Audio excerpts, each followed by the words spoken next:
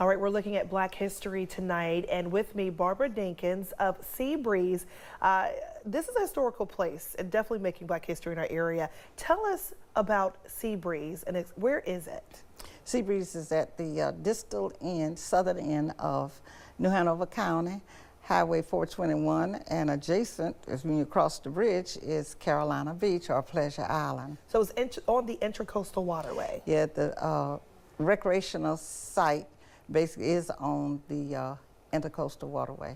Now, when we bring it up as part of Black history, there's a reason. This place was a place where people went back in the day. Talk about just why it was so significant and why it was so popular.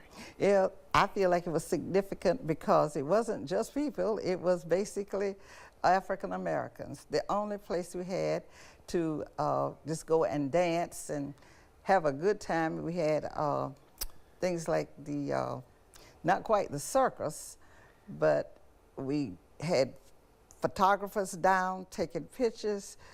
Sometimes we had days that we had SeaBreeze Heritage Day recently, I'll say in the last like 10 years ago. So trying to relive some of those good times that people had at SeaBreeze. SeaBreeze is known for having churches to go down. We used to sell tickets, have hay rides to SeaBreeze. And what year was this? Because you got to remember, for people watching, like there was a time where blacks were not allowed just to go to the beach like we are today. These years I'm speaking of, my growing up years, would have been in the 50s and the 60s, the late 50s and 60s, I remember well. And but my grandmother remembers going in 1919. Wow. Which was before SeaBreeze was established as a community of development. It was developed in about 25 by Alex Freeman. I hear that people used to go to SeaBreeze, you could get dinner, you could hang out, you could go to parties, and it was a place for African Americans to go and have a good time. What happened between now and then that's changed that? Actually, two things. Major thing was when Hurricane Hazel came in 1954, it took most of the structures down, and there was just a few left. As I said, I can just remember. But so people didn't rebuild at the time. And after the storms came in, later on, when integration came about, then we had other places to go.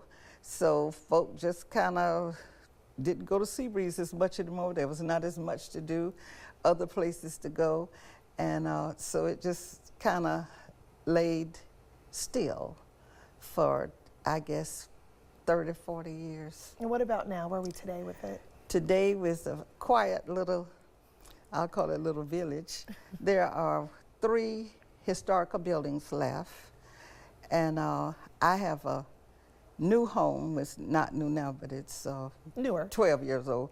And I understand it was the first new building was put there in 70 years. It's sometimes I use it as a small business, like bed and fix your own breakfast. Okay. So people are still living there, not as many, but some African American families are still there. Not right on SeaBreeze, the site, the recreational site, just like we have one family that comes down basically vacation time or when they have time off and they're trying to rebuild and restructure their home. The thing, when I say home, at one time, people lived at SeaBreeze and they also had their businesses at SeaBreeze, which we call juke joints. Oh, wow. Okay. And those small circle, I guess only about a quarter of a mile around, but people from all over the United States, especially servicemen, can remember going to SeaBreeze because in the 50s and the Marines came down from Jacksonville and that was the only place they had to go. Wow, well, a lot of history there in SeaBreeze. A lot of them married people from here. That's why we're all over the world. Wow, well, thank you so much for coming on, Ms. Barbara Dinkins, to share the story about SeaBreeze. You can always still go and see it for yourself. It's still there. And thank you for keeping the legacy going in that area, you and your family and the families that are there.